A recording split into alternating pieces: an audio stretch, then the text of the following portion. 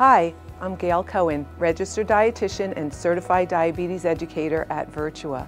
When you have diabetes or pre-diabetes, staying active every day is so important. Being active has many health benefits, like improving blood sugar, blood pressure, and lowering stress. Sometimes it can be hard to find the time and the motivation for daily exercise. The secret is putting one foot in front of the other.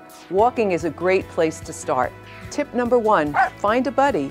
Walking with a family member, friend, or even your pet can be more enjoyable and motivating.